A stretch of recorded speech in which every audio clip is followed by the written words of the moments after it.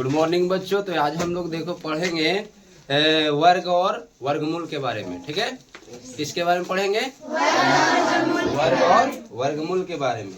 इसमें हम कुछ एक्सरसाइज बता चुके हैं। आज जो हम देखेंगे एक्सरसाइज 3.3 के। ठीक है, एक्सरसाइज 3.3 का। तो ध्यान देना है, पहला क्वेश्चन देखो क्या कह रहा है। निम्नलिखित परिपूर्ण वर्ग संख्याओं के वर्गमूल में अंकों की संख्या ज्ञात करना है। जैसे कोई पूर्ण वर्ग संख्या दिया है, जैसे दिया हुआ है 64। ठीक है, ये कितना है? 64। और इसका जब वर्गमूल निकालेंगे तो कितना अंक मिलेगा? ठीक है, इसका वर्गमूल निकालेंगे तो कितना अंकों की संख्या मिलेगा। तो ऐसा टाइप बताए थे। यहाँ ध्यान देंगे, सबसे पहले लिखेंगे यहाँ इसमें कितना डिजिट है? 2 अंक की संख्या। तो यहाँ लिखेंगे n बराबर 2। n बराबर क्या लिखे? 2।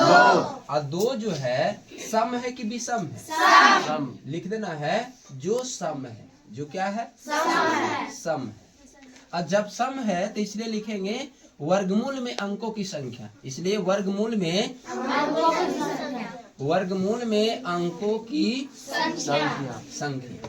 तो वर्गमूल में अंकों की संख्या बराबर जब सम रहेगा तो n/2 लगा देना। अब n का मान कितना है? 2। अब बटा क्या? 2। एक कट गया तो कितना आ गया? मतलब इसका वर्गमूल निकलेगा तो वह कितने अंकों में संख्या आएगा? कितने अंकों में?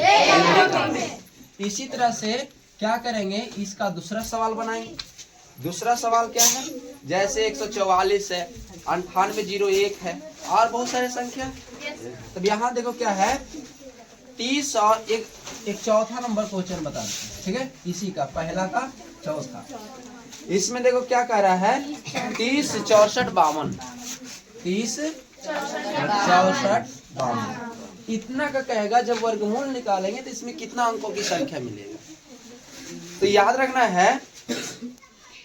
रखना, ध्यान दें। यहाँ लिखना यहाँ n बराबर कितना डिजिट की संख्या? 1 2 3 4 5 6। यहाँ 6 लिख देंगे। 6 लिख लेंगे। अब लिखेंगे इसलिए वर्ग। अब 6 क्या है? सम है कि विषम है? सम है।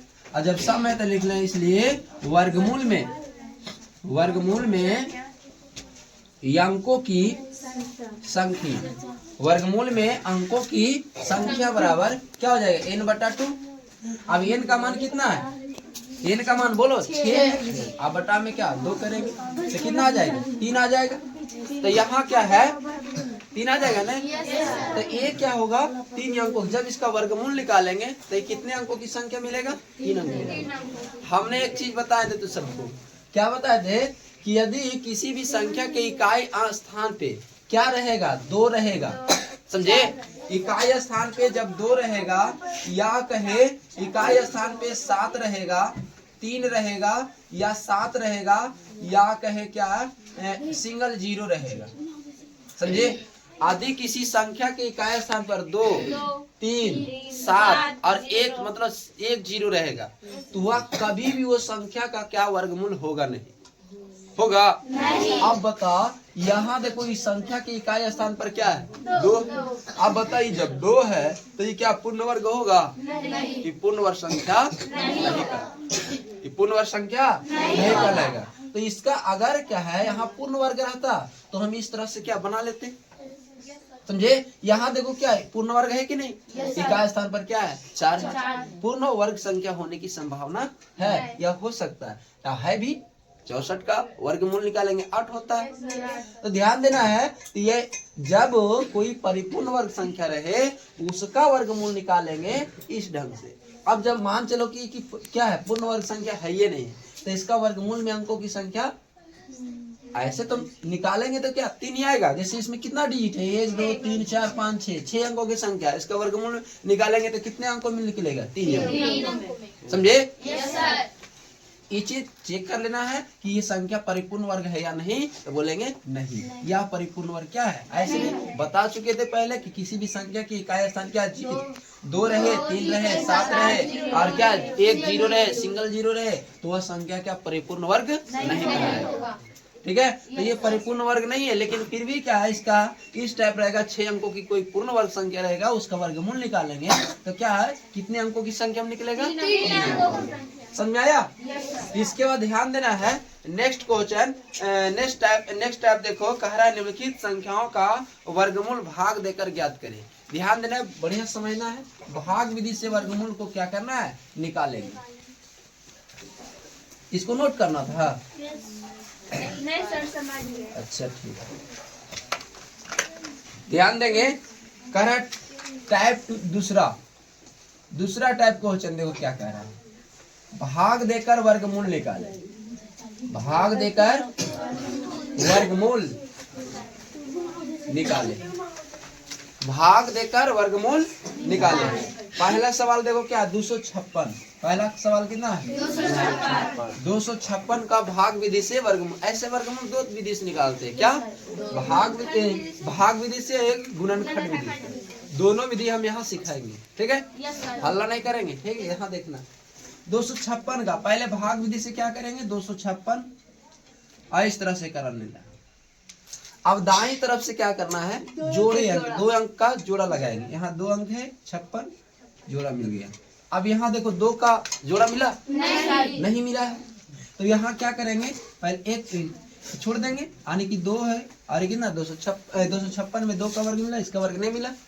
अब क्या करना है, यहाँ वर्गमूल निकालने में भाग विधि से जितना एक बार में लगाएंगे तो 1 का वर्ग यहाँ लगेगा। 1 का वर्ग लगेगा कितना, 1 इकाई 1, 2 का वर्ग कितना 4, 3 का वर्ग कितना 9, 4 का वर्ग कितना 16। तो यहाँ वर्ग को लगाएंगे, तो ये 2 है, इस कितना के वर्ग में आएगा, 1 के वर्ग, 1 का वर्ग लिखेंगे तो 1, 2 का वर्ग यहाँ 4 लिखेंगे तो घट नहीं सकता है, इसलिए हम क्या है 1 का वर्ग लिखेंगे, ठीक है। तो यहाँ 1 का वर्ग मतलब 1 2 बार लिख सकते हैं, और यहाँ 1 बार लिखेंगे, और यहाँ 1 का वर्ग कितना 1 हुआ, 1 का वर्ग कितना 1 हुआ, और इसको घटाएंगे तो कितना आ जाएगा, 1 आ जाएगा, 2 में से 1 गया 1, और क्या होगा 56। एक जोड़ा हमेशा उतारे, भाग में एक संख्या उतरता है, इसमें क्या वर्गमूल में 2 संख्या उतरेगी।